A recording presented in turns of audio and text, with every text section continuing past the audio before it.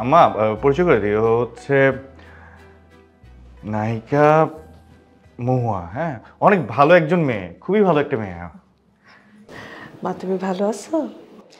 জি, ভগবানের ইচ্ছায় আমি অনেক ভালো আছি। আপনারা ভালো তো? হ্যাঁ আমরা ভালো আছি। আচ্ছা জিরান, শোনো না, আমার অনেক গরম লাগছে, আমি কিন্তু একটুও গরম সহ্য করতে পারি না। এসি রুমটা কোন দিকে?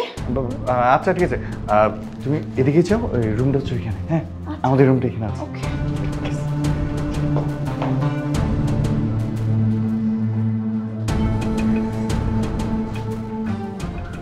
তুই দাঁড়াচ্ছিস কেন? যা। জিদান ও কেন আসছে? ও কেন সেটা কোন ধরনের প্রশ্ন হলো? হ্যাঁ, কেমন প্রশ্ন মানে? ও কতক্ষণ থাকবে? আব্বা বাসায় যদি একজন গেস্ট আসে তাহলে কি তাকে জিজ্ঞেস করা যাইব নাকি যে কতক্ষণ থাকবো? তুই ওকে বাসায় আনছিস কেন?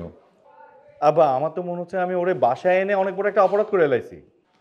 তোমার ছেলের কথা তুমি বুঝতে পারছো কিছু? আব্বা তোমরা এমন করতেছো কেন? বাসায় একটা গেস্ট আসছে, তোমরা কি এখন ওর সামনে আমাকে অপমান করবা? আশ্চর্য, তুই উল্টা বুঝতেছিস কিসের জন্য? হ্যাঁ, আমরা জিজ্ঞেস করছি যে মেহমান কতক্ষণ থাকবে, সে কি দুপুরে খাওয়া দাওয়া করবে কিনা। যদি দুপুরে খাওয়া দাওয়া করে তাহলে তো আমাদের দুপুরে রান্না বসাই দিতে হবে।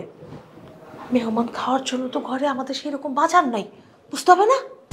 আব্বা ওকে আমাদের বাসায় থাকার জন্য নিয়ে আসছি, ওইখান থেকে যাবে না। এই কথার মানে কি?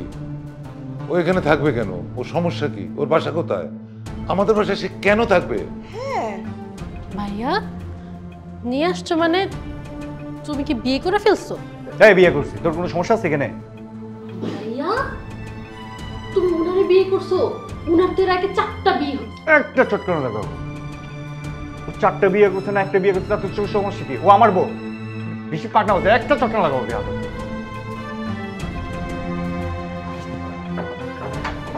বাবা, আপনি কি কিছু বুঝতে পারছেন? পারছি। ও আগে আসছিল আধা পাগল, এখন হচ্ছে পুরা পাগল। ওরে বাইন্দা পাবনার পাগলা কারোদের রেখে আসতে হইব। আব্বু তুমি এমন করতেছো কেন? ভাইয়া যেহেতু বিয়ে করেই ফেলছে মেনে নাও না। সে তো আমার ভাবি হয়ে গেছে এখন, আর সে অনেক বড় সিনেমার নায়িকা। একটা সিনেমার নায়িকা আমার ভাবি, এটা তো গর্বের বিষয়। বিয়াদব, কথা কথা ছোট নারাস কিসের জন্য? বড়দের মধ্যে তো কথা বলিস কিসের জন্য? হ্যাঁ যা, তাকে কিন্তু আরেকটা চরম রাখবো। বিয়ে করছে তোমার ছেলে, সেটাও আমার দোষ? মানে ঘরে এখন যে যা কিছু করবে সবকিছুর জন্য আমার দোষ হয়ে যাবে? মনে হয় কি মাঝে মাঝে ফ্যামিলিতে আমি সরকারের রিলিফের পণ্য হয়ে গেছি? আমার মন চায় এই বাসায় আর থাকতে। তুমি এ আপদ কিভাবে বিদায় করবা করো, তা না হইলে কিন্তু আমি একটা অঘটন ঘটাই ফেলাম। হে আল্লাহ, সব বিপদ কি আমার? আমি ঘরে একটা লোক আইছে, খাবার নাই, খাবার নাই, বাজার নাই, আমি কি করবো? সব তো যাচার মতো পয়লা চলে গেল।